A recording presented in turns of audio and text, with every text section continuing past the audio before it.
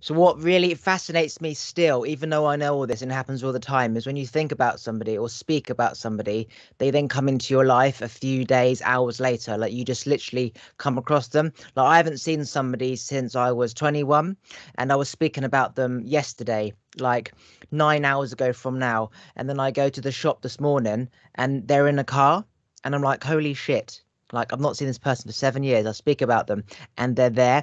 And it always amazes me how the universe works, how every thought, everything we speak is a magnet. And people have no idea that what we think is literally attracting everything into our life, whether it's good or bad.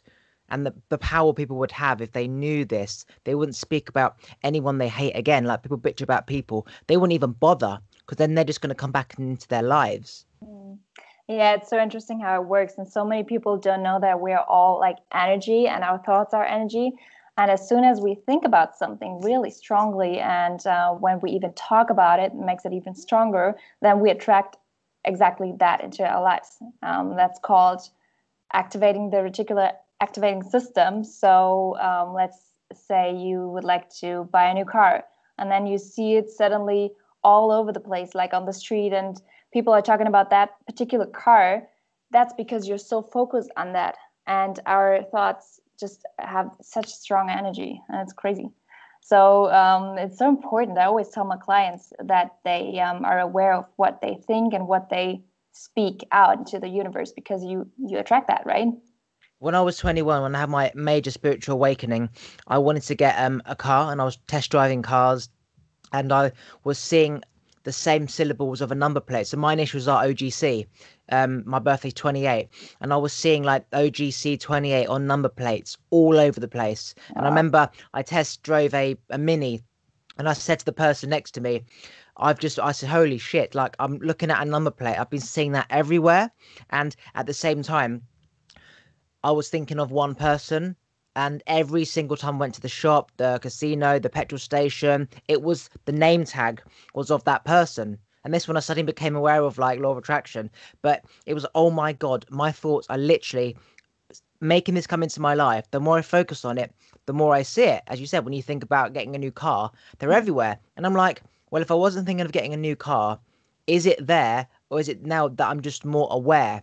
And you're never going to know because when you observe it, it changes. So it's like you don't actually know whether something's still going to be there if you're not focusing on it. Because when you look at it, it changes anyway. So it's a very complex system in it.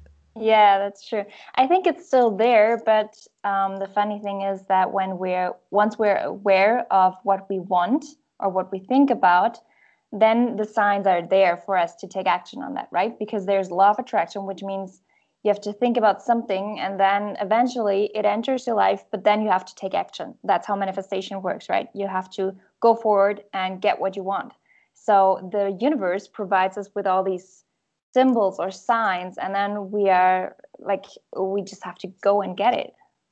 And so many people, they want a black or white answer. It's like in life, it's marriage, kids, house, dog. It's that, or you don't have any of that. And it's like nothing is just black and white. There is everything is grey, and then there's like thousands of different like spectrums of grey.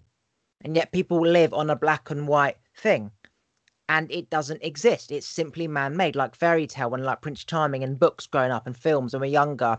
It's nonsense. It's somebody's imagination who wrote a book and a film at Yeah. some point, and it's nonsense. And then people look for this type of lifestyle, and it doesn't exist. Now you can create a lifestyle like that as much as you can, but when you have something, you always want more, and then when you get more, you lose what you had. So it's like if I stand here, I want more, and if I go there to get what I think I want, I'm losing that.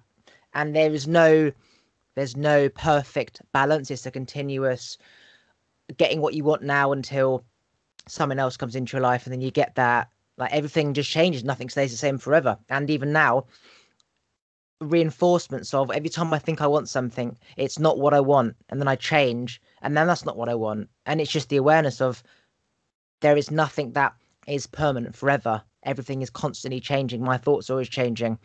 And when you really grasp that, nothing stays the same. It's okay to be impulsive, indecisive, not go through with something, or start dating and then not, or start a business and then not. It's like you got to start a business and make it go forever because you're told that consistency is the secret to making things successful, which it is. Mm, But like, you're not supposed to have one job forever, like go to university and get one job forever. Everyone's changing. And mm. as we evolve, our partners evolve. And if they don't evolve, then we can become out of sync. So yeah, it really is. It's interesting. Yeah, and I think people also have to understand that we are constantly creating, and we can, like you said, always change our mind and create something new because we are the creators of our lives, right? And every day, this can be something different that we want to create. And life is not a process of finding out who you are or discovering who you are, what your passion is, or what your purpose is here on earth. You can create that. And every day you can decide new what you want to create or what you want to have in your life. I was in a deer park yesterday, like like loads and loads of deers all over the place. And somebody I was with, I said to them, I'm gonna go up to it and feed him. And they're like, you can't feed him, it won't come up to you. And I was like, okay, watch, right? So we're just walking around the deer park, and this massive deer with antlers. We had some nuts, and I just went up to him slowly, put my hand out, and he came up to me, and I fed him. And then she stroked his head or whatever. And we're just feeding this like wild deer some nuts, and then he just buggered off. And that, to me, that's like amazing. Like, it's like a rare thing that never happens. Like, cows are easily, you can feed them easier, horses, but a deer is something really amazing about the power of like that massive deer. And I didn't even think the fact that he could just like bite my fingers off. I just literally had a nut in my finger, just trusted my feelings and just fed him. It was such a nibble, like a horse nibbling grass. And it was just like so soft. And I thought, shit, this massive thing could charge at me. And it just felt so in harmony. And that's also something else. People don't spend enough time around nature. Oh yeah, that's so true. And I think when you are in your energy and you're on the different on that special vibration, animals can feel that. Like you can recharge your energy in the woods, for example, and especially when you spend a lot of time with animals. And one day, because I enjoy diving, one day I went scuba diving, and I thought to myself, today I really want to see these big manta rays. That was in Indonesia, and I just set my mind up to that, and I said, I'm gonna see them today. And then suddenly underwater, I saw like 20 of these big manta rays. They were just flying above me through the water, and that was so incredible. So even their manifestation worked. No, literally, like everything. It's not just like it's humans. It's everything. Like, let's just say a certain tree has a vibration, and you want to see a lotus plant that you've not really seen before. That has a frequency, and you will be guided somehow towards that tree. Like you think, okay, well, I think of a friend, I'll see them, yeah. But if you think of a stingray or whatever you call it, a manta ray, you think of a squirrel or a deer, you're going to attract it too. Like often, I'm on a walk, and I can feel a squirrel looking at me over there, or whatever, like a fox or a cat, and I just look, and he's like become aware of me. So I Mm. can pick up his awareness of me, like quantum physics, when you're being observed. Well, that squirrel's looking at me. I can feel it. Those stingrays are guiding themselves by an instinct, a magnet, Yeah. and it's going towards feeling and frequency. So if you picked up a thought of, I want to see you, and you're a harmonious, high frequently charged energy, he's going to decide to swim north as opposed to south. And that's the difference between putting out a thought and attracting it Mm. and not. Um, yeah, that's amazing. Yeah. Yeah. Also with like flowers, how you it might sound weird to some people, but how you treat flowers or plants in general has an impact on them. Let's say you have some roses in your living room, and then when you it might sound weird, but when you talk to them and send them love vibration, they last longer. It's really true. I tried it. It was an experiment. It's great that it works. And that is yeah, that's the proof that everything is vibing and energy.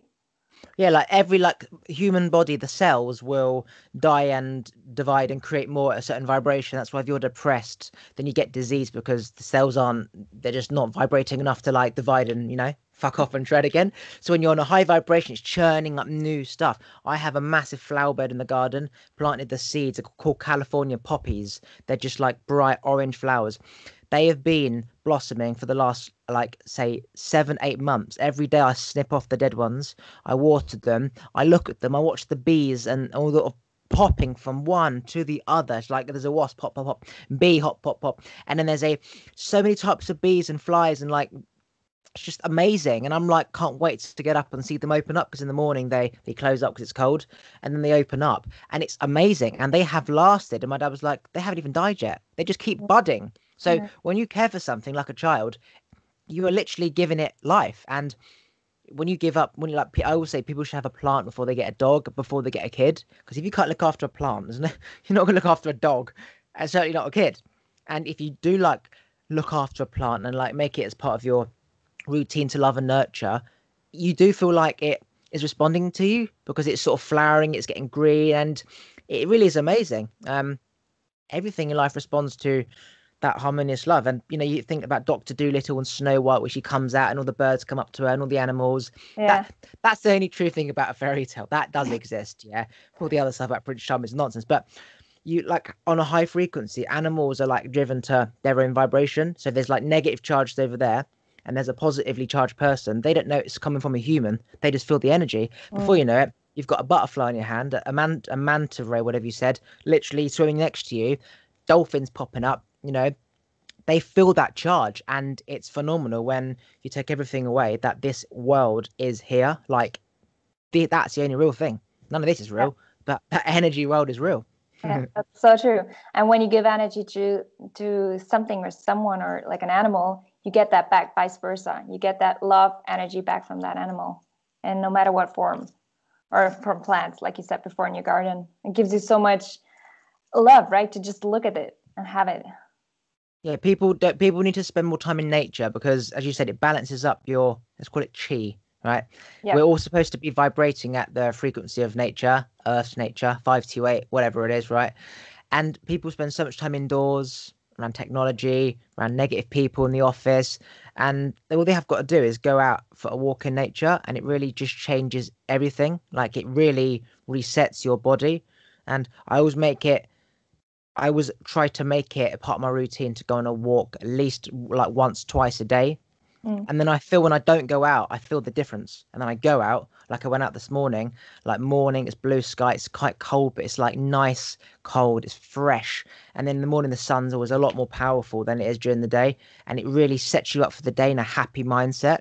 Otherwise, you're sort of laying in bed, what to do, and you're not in an energy to do new stuff. Like inspiration comes from knowing how you'll feel when you do it, rather than, oh, I don't feel like, I can't be asked to get out of bed to go on a walk. But then when you go on a walk, you're like, oh my God, I'm so glad I did that. mm. I feel like so many people have difficulties to start meditation or start a healthy routine in their daily lives. So they find it hard to make a change, because they always think in their mind it has to be something big. Like today, I meditate for 2 hours and then I get all these downloads and I feel connected with my soul. But that's not how it works. You just simply have to go step by step, like you said, go out in nature and or go for a hike, spend 1 hour with yourself in silence and just listen to your soul, what your soul has to tell you, right? Because downloads or inspiration comes when everything is quiet around you in silence. That's how you get inspirational thoughts or ideas. Yeah, people always have to be talking to somebody, always have to do something, texting somebody, speaking to somebody. Like people are scared to be alone, and that's because when they are alone, they are finally in tune to their feelings, and people don't like to feel things, whether it's good or bad. People don't like to feel things. It's like a foreign feeling, because they're so used to feeling this, that when they feel that, it's like, oh my God, this is weird. But that's just because they're not used to feeling it. So that's like that is what they need to do. Stop spending time with foreign energies and vibrations, so they actually have time for themselves. And I know from like growing up, I was always scared to feel things, until I realized that that is the issue. You just have to learn to feel things, and that becomes your default vibration, where that becomes home, and everyone else's nonsense becomes foreign. So you flip it. But everyone instead these days doesn't want to focus on themselves, that they focus so much on everyone else, and now everyone's got anxiety, depression, and then they take tablets to trick themselves into to believing that they feel normal, and they're on it for so long that they forget why they were on it. And Yeah. that's why I think tablets are so dangerous. Like if it's the last resort, yes, but they're so dangerous. Like steroids, like you're tricking your body into believing that you can walk fine, and yet you're fucking up your joint even more, because you can't feel the pain.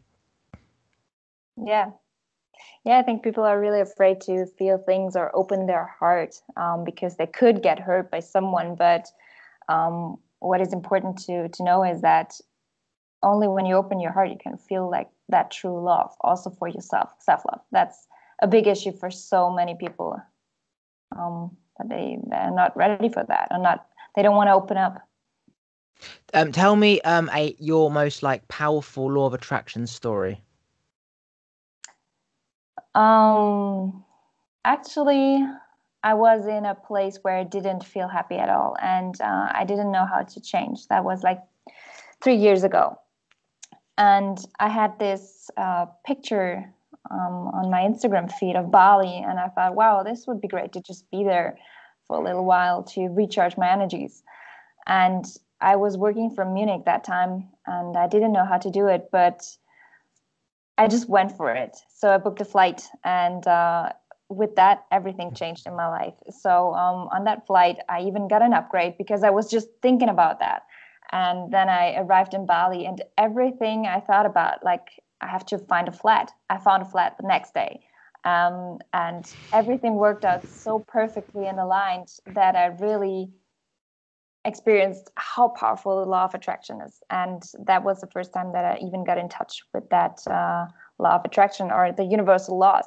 And from that on, I just kept learning. And now I'm doing that. I'm coaching people because for me, it was a mission, or it is a mission to spread that out into the world so people understand they are the creator of their own lives, because it was such a big learning lesson for me. Yeah, so like law of attraction, you have things to do and then you create it. But there's also the law of attraction in terms of the unknown, which is what you said, which is what is amazing about life. The unknown, where you book a ticket to Bali and you know you're going to find a place, you know you're going to, it's just there's going to be near a train station and you're going to have a job nearby in a perfect pub who's got position opening up. It all falls into place. And if you try to like write a plan of, okay, I need to have a place near a pub, near a train station, you go through all these, hello, do you have you got this? Nope, sorry then. You fucking spend your whole life trying to book and make sure it's all like lined up. That you wouldn't even get anywhere. But just jumping and knowing it will line up, that's amazing. And animals, when they migrate, they just trust their gut and they know where they're going and they end up there. So why are humans any different? And we're not. And when I moved to London for the first time, I decided a week before I was going to move out a week later. I packed my shit, told my mum when she got out of the shower I'm going to London, and then I just literally got a place just so I was in London, and then I found a place closer and closer, and then I switched like 3 times until I got into the central, got a job, literally just it just all fell into place. I just jumped and worked it out along the way. And as long as you know you shouldn't, as long as you've not got anything to lose, like you've got a child at home you need to go back to, or you have a sick mother or whatever, you literally can just jump and it will always be okay. But if you know you've got something to deal with, then it won't, because you're not in that flow. But literally, it's the most amazing thing. You just jump into the pool and work out how to swim. Like that is exciting about life, just knowing it's going to happen. And then the perfect someone comes up to you in the streets and says, I'm looking for somebody to work in a bar. And you're like, well, I'm looking for a bar job. And it's like law of attraction again. You know what I mean? It's Yeah, amazing. it is. It truly is. You just have to trust life, right? And then take action on that every day. And I think also what's important is to get out of your comfort zone. When you have a dream or you want to accomplish something, and you draw it into your life through your thoughts and action, but then you really have to go and get it. Like you said, you just move, even if the place isn't perfect in the first place, but you just have to do it, and then life guides you directly to where you want to be.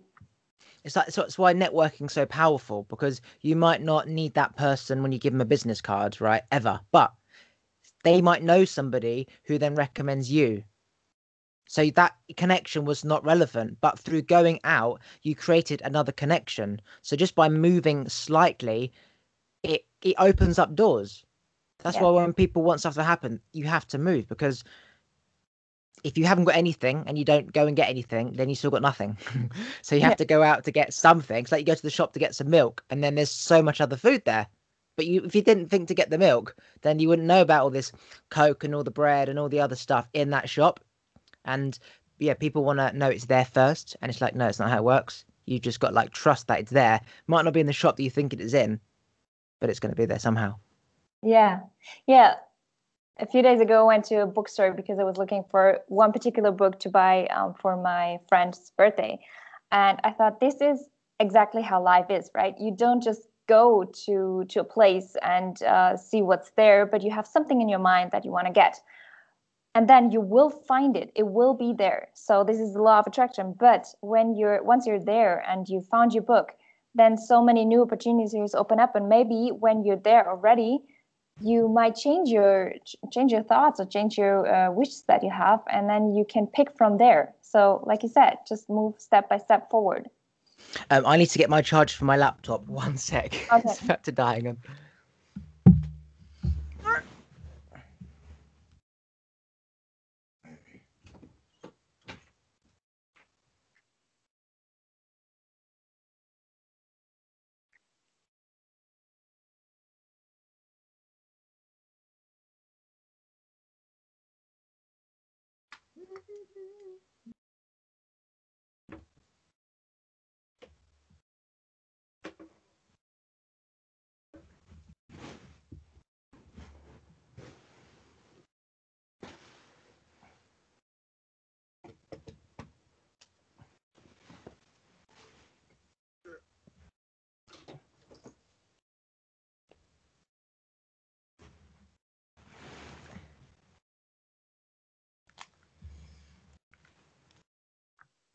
Right. Sorry. Continue. No worries.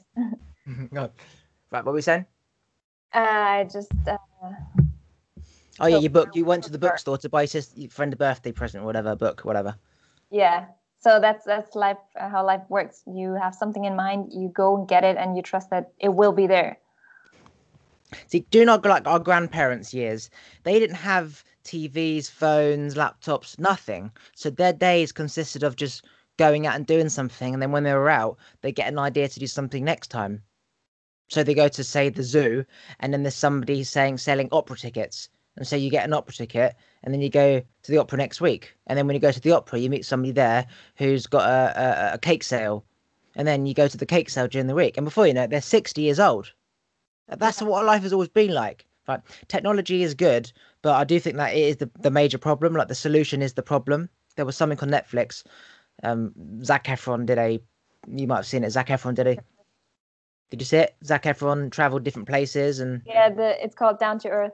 yeah. And he said the solution is the problem. So we're trying to do all this stuff to like, save the animals and shit like that and plastic in the ocean. It's like the plastic bag is the problem. Like just stop, we try and fix everything and end up causing more problems, which is why I'm against medicine. Because you take a tablet, it fixes one thing, and you create another problem, and they need 5 other tablets for those problems, and now it's like 25 problems because it duplicates every single time. Um, yeah. Yeah, exactly. Me too. I'm not taking any medicine because I feel like we have the power to heal ourselves with our own energy. We just have to relearn how it works and trust that we're able to do that. Like something like coronavirus. It's a foreign bacteria that we probably would die without a flu jab. But the common flu, for example, we have our own immune system. It has the ability to fight something that's common and around. So I don't believe we should take jabs every year for, say, the common flu. If you allow your body to get used to it once, for example, then next year when the strains increase just a little bit, your body's going to be used to it. But something like the corona, like a random virus, say HIV or whatever, which is so foreign to our bodies, then I agree that because man's become so smart, we can create like a vaccine to stop that. But just taking tablets for everything is just so wrong. Like vitamin C, vitamin D at winter, because we all live indoors now and we don't migrate to where the sun is. We should take vitamin D, right? Um, but taking it all the time and vitamin D, vitamin C, zinc, magnesiums, like all this stuff, if our body needed that bad, it would create it. And then you get your body used to having all these like compounds in you that's tricking yourself into believing that I've got this, and then the minute you stop, it's like, well, I'm fucked. You know what I mean? Yeah, exactly. Yeah, I'm not a big fan of that either. I feel like your body is talking to it constantly, and whenever you feel like there's lack of something, you will know sooner or later, and then you have the power to change that. You don't have to take all the supplements for that. What's your thoughts on people drawing on eyebrows, right? Because I'm all about empowerment, right? And I'm like, you're a human being. Like, there's no such thing as a perfect eyebrow. And like, I heard there's a tattoo thing where people shave off their eyebrows and they tattoo eyebrows on. And I was like, you having a laugh? So girls or whatever will shave off the eyebrow and tattoo an eyebrow on. I'm like, that is for life. That's not just like a lip filler. That's there for life. What's your thoughts on that? Yeah, I'm all about natural, so I don't like or tattoos or anything actually. Because like you said, you get what your body needs, and it's naturally created in a perfect way, so you don't have to take it off and repaint it or do permanent makeup. I'm not a big fan of that. But I also have to say, people can make their own life choices. It's up to them, and I don't want to, yeah, tell people what to do. So like humans are the one of the only animals that don't create vitamin C, right? And I think it's because we had so much fruit as apes in the jungle, whatever that our body got so much vitamin C that it stopped. But there's a long gap between, say, leaving the jungle to now, like thousands of years, that we haven't have had vitamin C in us. So why do we need a company to give us vitamin C when we've survived that long without it? You know? Yeah. We're giving something that you could say we had once or we should need. But in terms of evolution, if it was that bad, we would either die because we haven't got it, or we're fine without it. So we don't need all this extra vitamin C, for example, because we're fine without it. As you said, we have what we need Yeah. to live in life. And it's only when humans get involved, try and sell us some nonsense, that there's problems. Yeah, exactly. Yeah, it's all about selling, and we have all these devices that we use almost every minute in a day, and we believe that we have to get all that stuff. So the more time we spend on social media or on the internet, we believe that we're not perfect as we are, and we need all those materialistic things to make us happy, right? Do you think Elon Musk has created this like brain chip thing? Yeah. Do you think that is it's going to cause so many problems, or it's actually a good thing? Because obviously we have telepathy already in us, and that's basically along the lines of telepathy. Yeah, like you put a chip in your brain, you can communicate. Do you think that this is really necessary, or this is like the end of the evolutionary cycle of like man doing something that nature already has to offer, like telepathy, little chip in your head, doing the same thing? Yeah, I think it's a very controversial topic. I think I wouldn't use it. I wouldn't do it because, like you said, we already have it in us. We just have to rediscover or relearn how to use it because we got so disconnected from our body and our power. But on the other hand, technology and also spirituality go hand in hand. So if we don't develop and go further in evolution, we would just stop where we are now. We wouldn't develop anymore. It's very controversial. What's your thoughts on water? So tap water as opposed to like bottled water? Because the tap water is sewage water, filtered and load of shit put in it to make it clean, whereas bottled water is apparently comes from the mountains, which has all the magnesiums and all the other compounds in that we should be having. Um, what's your thoughts on quality of water? Because that is a massive part of us, and again, we just drink out the tap. And I find that when I used to drink a lot of tap water, that I wasn't actually, I was still thirsty. And I tried to understand why. It's like I was having 2 liters a day, but I was still thirsty. And then when you understand that we drink not before the amount of fluid, but what's in it, like, and I tried to understand how does a fish live if he's not breathing, like the air? And then I realized it's the oxygen in the water. It's your cells getting the oxygen. When your cells don't have the oxygen, you feel the need to breathe. We get it through air. The fish gets it through the water. I start to understand that, but it's the oxygen in the water or the compounds in the water, not the amount of the water. So yeah, what's your thoughts on Yeah, I think we have to get all those minerals from the water. Let's say we drink fresh mountain water, we get those minerals, right? It doesn't have to be really purified. It's actually bad for us to drink purified water. yeah. But when I used to live in big cities, I never drank tap water because I had the same experience. It wouldn't really, I didn't feel good when I drank the water. So I would always buy bottled water. But now I live in the mountains, like in the Alps, and we have a fountain, and I drink the water from the tap because it's clean but with minerals, so it's the best water that I can get. So I stopped buying bottled water. But Yeah, yeah, you have to make sure that your water has enough minerals for your body to function well. it's crazy how many people in this life have disease, and when we look at the way we're living and how nature is living, it's completely the opposite.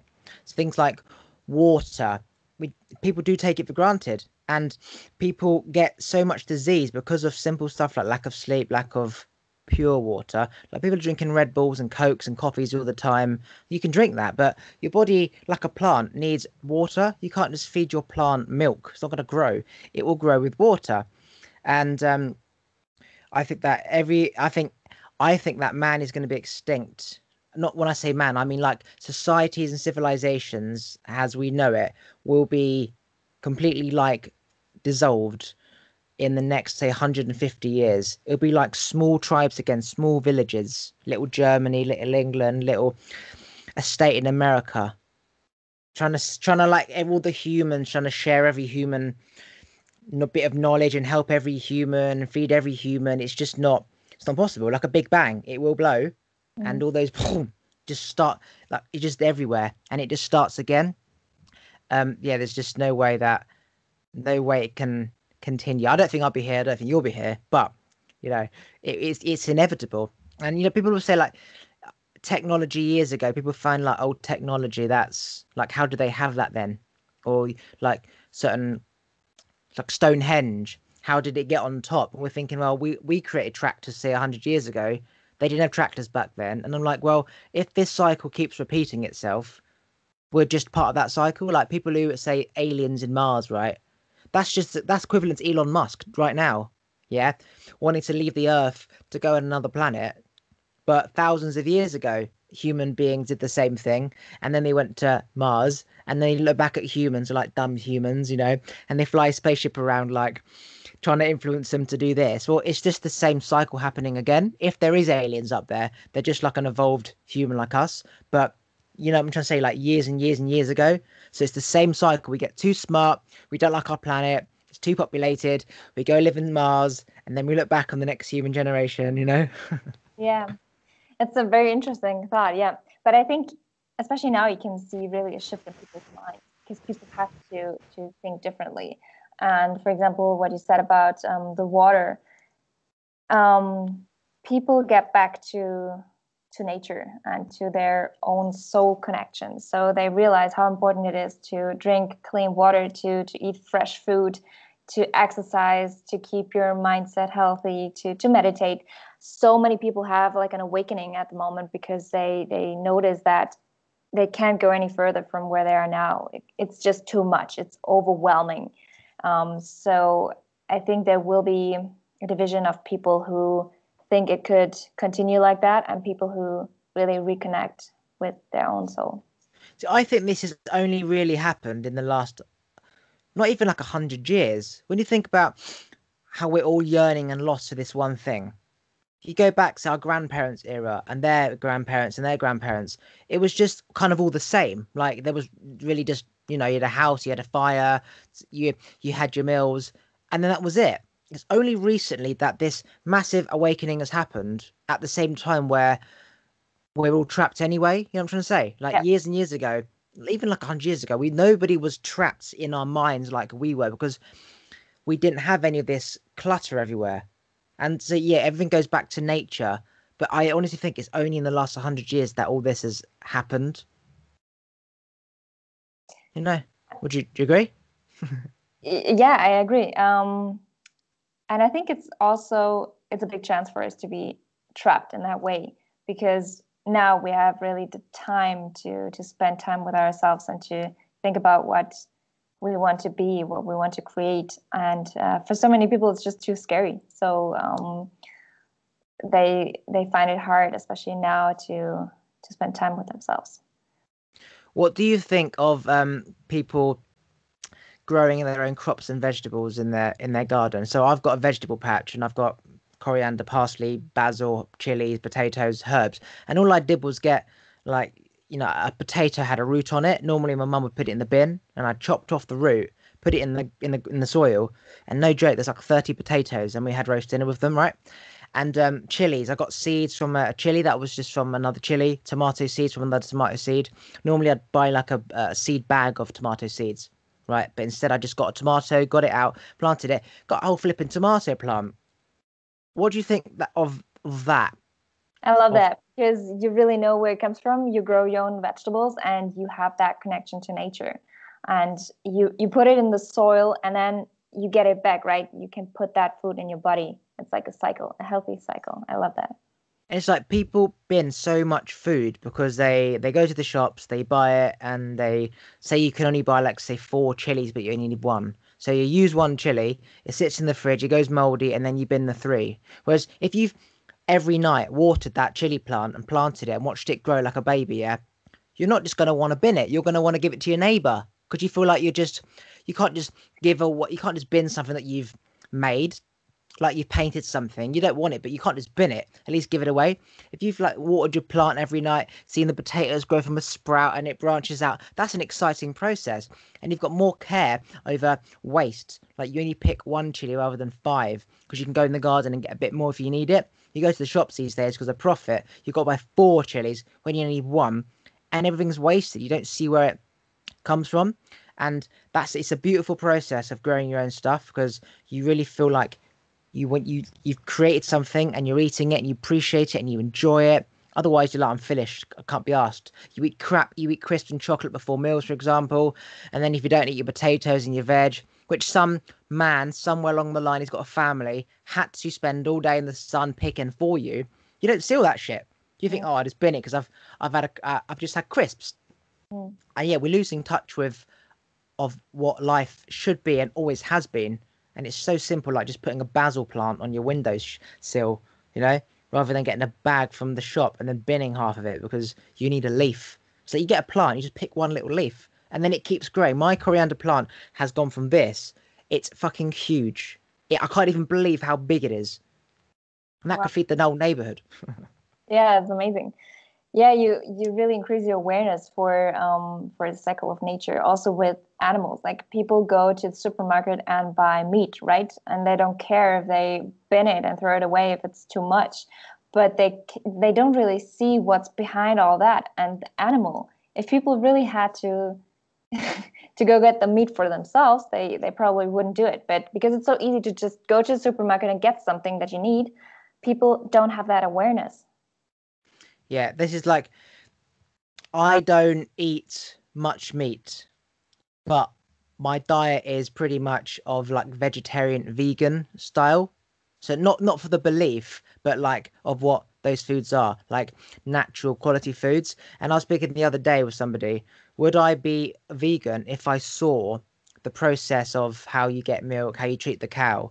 And it's like I don't have an answer because what you don't know can't harm you. And once you see something, you can't undo it. So it's tricky. Everything in life, like we've only evolved, I believe, because we've had, say, a lot of meat, a lot of protein, so we were stronger and we evolved. So you can't just stop eating meat, for example, because in terms of a species, we've only got to this point from all this, rich meat and iron. So with every like solution, there's a problem, and every problem there's a solution. It's like we need fruit and veg weren't doing it, and then man found caves and cooked food, and then we evolved, right? But Yeah. then if you start not eating all of that, then we're going to all have like not enough strength to live a lifestyle that we have to do. Go to the gym, go on walks, cook and clean for like six children, and then take them to school. And so it's tricky because there's no right and wrong way. It's unique to that person, and that's what it comes down to. Like there's small tribes where there's going to be so many belief systems out there that there's just going to be like a vegan tribe. Just so many different small tribes Yeah. and it all focus on one belief system and everyone's happy and everyone's trying to change each other's mind. Then you've got, you know, Yeah, I think it's really important to educate yourself about what you put in your body or what you consume. So I'm fully vegan and I'm very, very happy. My body's great. I exercise every day. And I believe when you educate yourself and you know what's going on behind the scenes, for example, um, that's a mindset shift for yourself. You will never, ever consume these products again once you saw that. And And B, there are so many other ways to nourish your body. You don't have to eat meat for that. That's my opinion. Yeah, so I'm on a keto diet, not religiously, but I have a one meal every day at lunchtime. I fast till 12, and I have a meal that's full of fats and olives and seeds and nuts. And I used to think, like a lot of gym people think that you need to have like steak to get your protein. And it's like there's just as much protein in a nut, in a Brazil nut, in a macadamia nut, that you don't need to do that. And again, it's just knowledge and education. If people knew that, they could literally have a handful of nuts and they get the same protein as a steak. They wouldn't do it because even though you could say it's tasty, you do feel shit having to process all that animal muscle. Like your body has to put energy into that digestive system. That's tiring. And I know when I used to eat a lot of meat growing up, not so much anymore, that you just feel tired, always digesting. Like I call it, if you had to have a fight with a cow, who would win? The cow would win. It's bigger. So you digesting a cow, the strength of the say the protein in a cow versus yourself, it's tiring.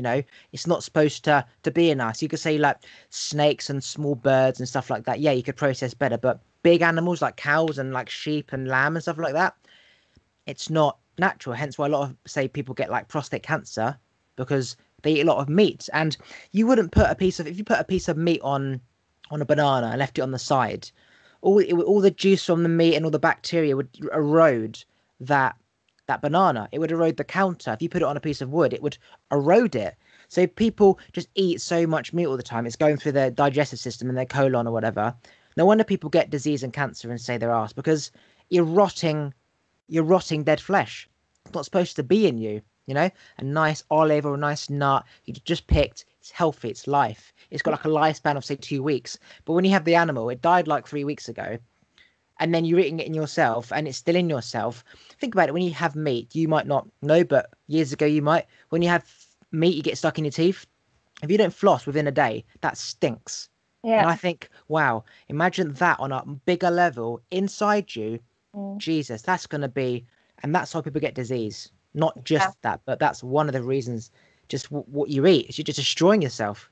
Yeah, I think animal meat doesn't belong in our bodies. And like you said, you have to eat something that gives you life, right? Life force, prana, chi, energy.